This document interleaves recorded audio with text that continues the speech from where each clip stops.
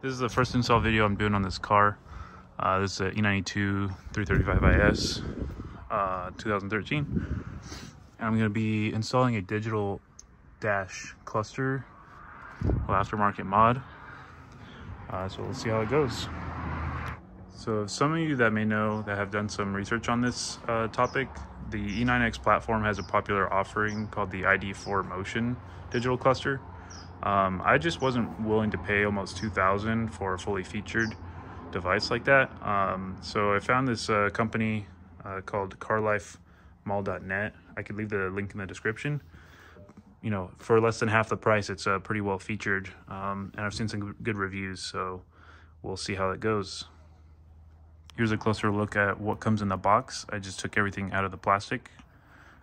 So you have the finishing trim piece to make it look OEM. They provide you with a T10 Torx bit little tool here to get the OEM screen out, or the OEM dash. And then this is a USB extension cable that you can use for updates in the future if they provide fixes or features. You can route this down to like close to the OBD2 port or into the glove box. Not sure if it's long enough, we'll see. And then this is the monitor itself. So it'll sit in the car just like this. As you can see, it's got a sticker labeled from CarLife-Mall, made in China. This is where your OEM connector will go. That connector labeled obviously for USB. And yeah, it's pretty simple. This one, by the way, doesn't need any kind of modifications or trimming to the air ducts like the ID4 Motion requires. So I'm pretty excited about that, and obviously the cost savings. Another thing to mention with this product is it's plug and play, no coding needed, just like the ID4 Motion. So apologize in advance. I do live on a very busy street here, so if there's a lot of road noise, please bear with me there. Okay, so let's get started. So getting into the car, you'll want the steering wheel all the way down and out in order so we can clear it and pull the cluster out this way. In my case, the provided tool that they give you to loosen these screws is too small. I think my screws are a T15, which I have here. So we're gonna undo those. All right, so once you have those two screws out, put them aside, and you should be able to pull this down just like this. And it should shimmy out. There you go. You'll have a single cable in the back here. This cable, by the way, is very easy to undo. You just push down this middle piece and fold down the latch just like that, and it should pop right out. And there you go. Simple as that. The original cluster is out. So we'll run the USB cable. We'll figure out where that's going to go best, and then we're just going to plug in this single cable, and it should be it. All right, so this USB cable has plenty enough length to go from the cluster into the dash. Into the glove box if you want to run the USB cable over there. Like I have this aftermarket Android head unit and ran the two USBs into there, but for this install, I don't know, I just don't feel like taking all this out and the cup holders and you know, in order to route that all the way down there into the back of the glove box. So I think I'm just going to run it down into the left, down through here and over to where my MHD adapter is. So we'll see how that goes. Okay, so to get down there, you're gonna need access through this vent. You can use a pry tool like this one. You know, you could try it with your hands, but mine's still pretty tight. So I'm gonna use this pry tool to pry that off and get access in there. So just like that, you can pry it up. There are a couple pins in the back holding it in. You just pop it off like that. As you can see, there's one. The other one stayed in here. We'll get that out later. Looks like I have my Android navigation speaker back there. So we'll route it through that crevice in there. then down, and probably through this panel area down here. You can also lower this bottom panel down here. There's just 3 more torque screws, and that can pop out and down, so we can route the cable down this way and up through the vent. Okay, so I got that cable all routed. It's just hanging here for future use. By the way, these are Torx 20 screws. Maybe I've said 15 in the earlier in the video, but those are Torx 20, and I believe they're the same up there for the cluster. So I have it running in here under the vent, and it's going to plug into the back of the cluster just like that. And it looks like we're well under the way. Tip, if you're like me and you don't want to take the steering wheel off in order to fit this through there, you can kind of make the steering wheel slightly to the left, crooked, and then you can kind of shimmy these metal posts past the steering wheel like that, and fit it in there. You'll notice when you go to try to fit it in that the corners of the square screen at the bottom won't clear the round trim of the car here.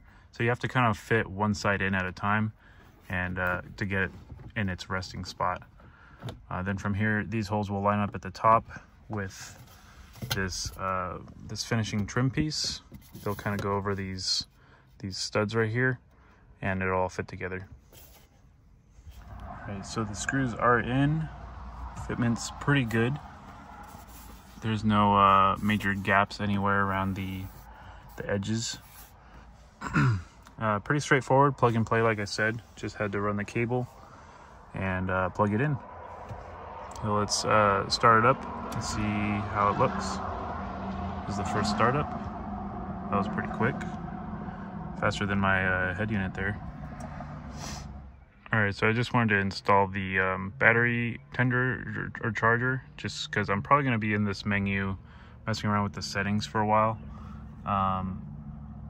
So as we can see, it needs to be changed obviously to miles per hour, but my overall impression of this dash is it's super responsive and crystal clear. As the reviews have said, you know, like shout out to 0 to 60 over in Australia for reviewing this. As he has mentioned, the glare on camera is nothing what you see in real life. In real life, it's super crisp and sharp, and super bright as well. So keep that in mind when you're watching this. This area over here is not nearly as bright as I can see it in real life. It just comes up that way on camera. To navigate the menus, you basically you can use the BC button. Tapping it will move the cursor in the top middle. And in order to select one of those menus, you have to hold the BC button. Now you can also move, try to get both of them in the screen at the same time, but you can move or navigate with the rocker here as well. But in order to select it, you have to hold the button for about a couple seconds, and then you can go into that menu. Let's see what's in general setup. Okay, so here we have, you can set up the day brightness, night brightness, and I'm assuming that goes with your headlights whenever the headlights turn on. We have color here, driving mode. I believe that just kind of emulates what probably in the newer BMWs what the dash looks like. So I'm gonna leave that on auto. We have speed warning, speed alarm. Looks like that's all for that settings menu. Factory. Yep, okay, so that got us into this menu. Door info, ACC, tire pressure.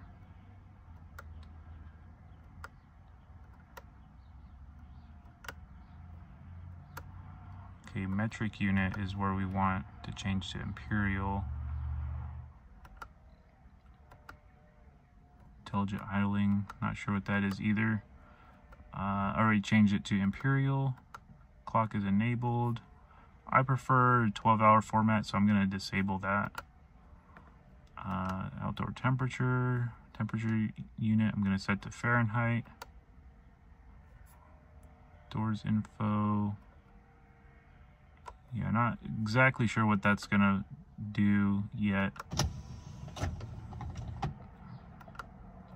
Reversing sound, interesting. We'll go back here. Cool, so we have that in miles per hour now. That is pretty much it, guys. It's pretty simple. All right, so I got the cluster fully installed. Just unhooked the battery charger and about to take it for a drive. See what we think. All right, so I'm gonna go ahead and start the car. You can see it's super fast.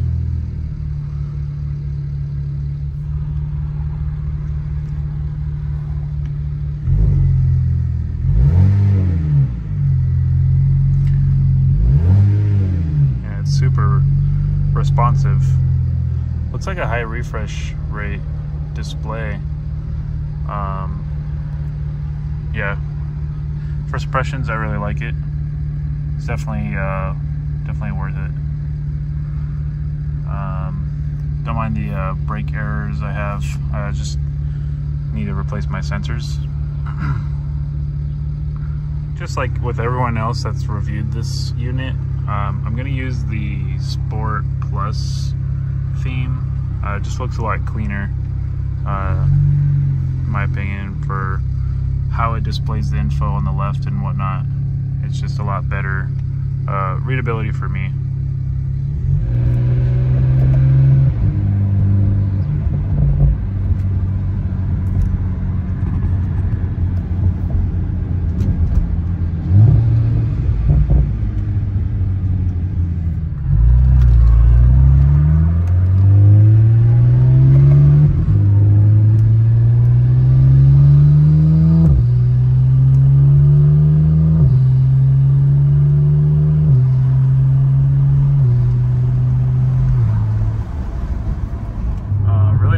So far, but yeah, overall